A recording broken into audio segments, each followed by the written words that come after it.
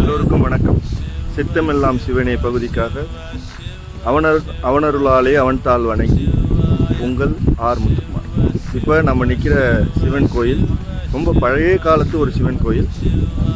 செல்லிப்பாளையம் அப்படிங்கிற ஊரில் இருக்குது. கோபிக்கு பக்கத்தில் நம்பியூருங்கிற ஊருக்கு பக்கத்தில் செல்லிப்பாளையம் அப்படிங்கிற ஊருக்கு பக்கத்தில் இருக்குது.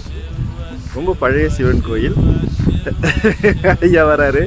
ஐயாவும் இந்த கோயிலை பற்றி எதாவது சொல்லுவார். சொல்லுங்கள் ஐயா, சொல்லுங்கள், எதாவது சொல்லுங்கள். இன்னைக்கு இந்த நம்பியூருக்கு வந்திருந்தோம். எங்களோட ஐயா பாபாஜி ஐயா நாளை சூரிய கோயிலில் இளைய தம்புரானாக பதவி ஏற்கிறாரு. அந்த நிகழ்ச்சிக்காக வந்தபோது இங்கே என்னோட பக்தர்கள் படம்பெரும் சிவனாலயம் இருக்குன்னாங்க. காலையில் தரிசனம் முடித்தேன். ஐயாவையும் ரொம்ப அற்புதமாக இருக்குன்னு கூப்பிட்டுட்டு வந்தோம்.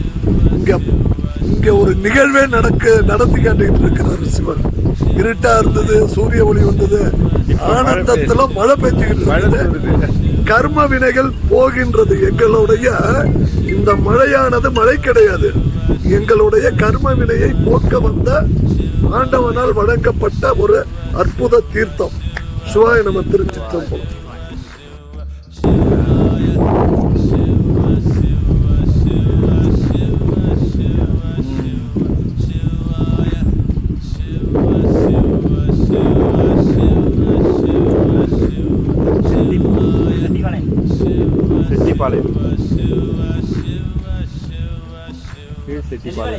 செல்லிப்பாளையம்.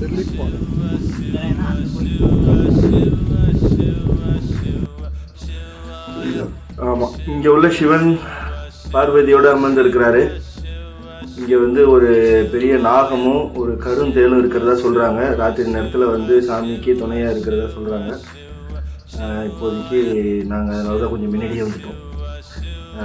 இங்க இந்த சிவனோட இந்த பார்வதி அம்மா தாயே பராசக்தி அம்மாவும் அம்மா ஐயாவுக்கு துணையாக இருக்கிறாருங்க.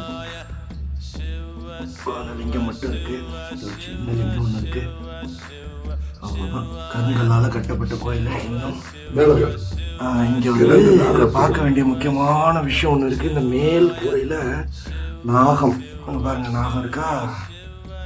நாகம் அப்படியே இதுக்கு வந்தீங்கன்னா பார்த்தா தெரியும். ஒரு நாகம் இருக்கு பாருங்க. ஸ்ரீ சக்கரம். இது ஸ்ரீ சக்கரம் கிடையாது. ஓகே, எல்லாரும் பார்த்து சந்தோஷப்பட்டுங்க. சந்தோஷம்.